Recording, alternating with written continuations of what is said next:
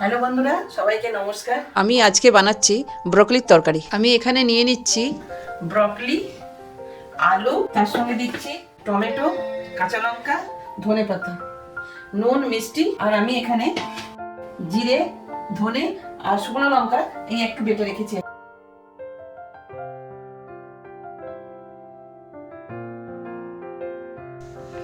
আমি গ্যাসটা জ্বালিয়ে দিয়েছি আর কড়াইটা বসিয়ে দিলাম, তাতে একটুখানি জল দিলাম। জলের ভিতরে সামান্য একটু নুন দিয়ে দিলাম। ভিতরে আমি এবার আলুগুলো দিয়ে দিলাম।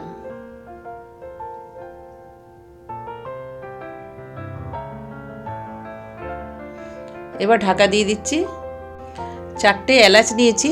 এবার আমি এলাচটাকে ততক্ষণ পিসবো ততক্ষণ একটু আলুটা হালকা সেদ্ধ হবে। এবার আমি কড়াইতে ব্রকলিগুলো দিয়ে দিচ্ছি হালকা সেদ্ধ হবার জন্য।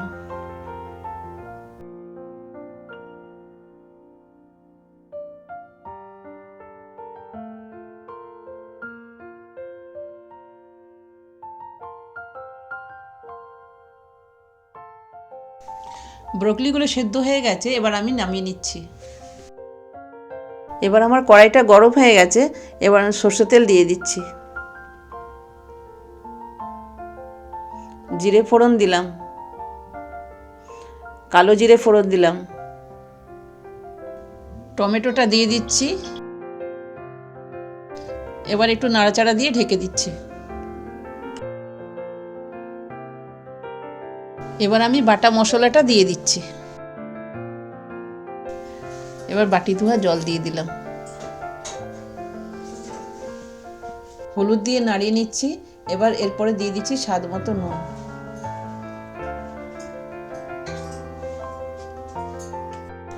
এভাবে কিছুক্ষণ রেখে দিলাম যতক্ষণ তেলটা না ছাড়ছে।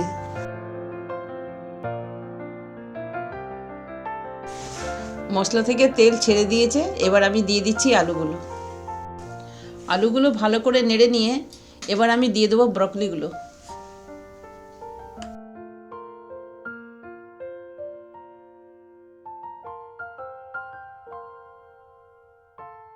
ব্রকলিগুলো নাড়িয়ে নিয়ে এবার আমি দিয়ে দিচ্ছি কাঁচা লঙ্কা আর ধনেপাতা।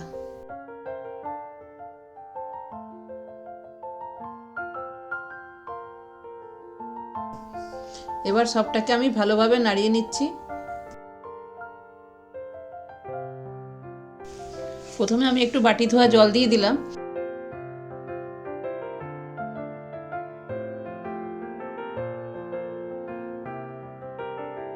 তারপরে আরেকটু আমার জল লাগবে, সেই জন্য আরেকটু জল দিয়ে দিলাম।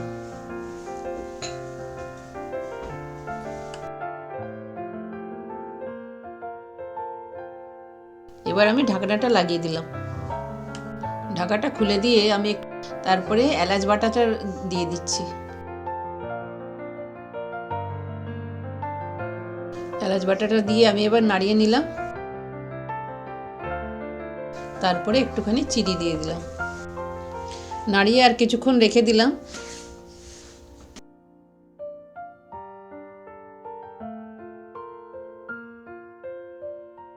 তারপর দিয়ে দিচ্ছি বাটার কিউব।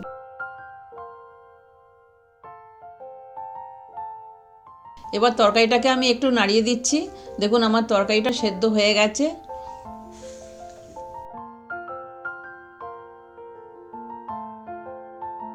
এবার আমি এটাকে বলে নামিয়ে দিচ্ছি।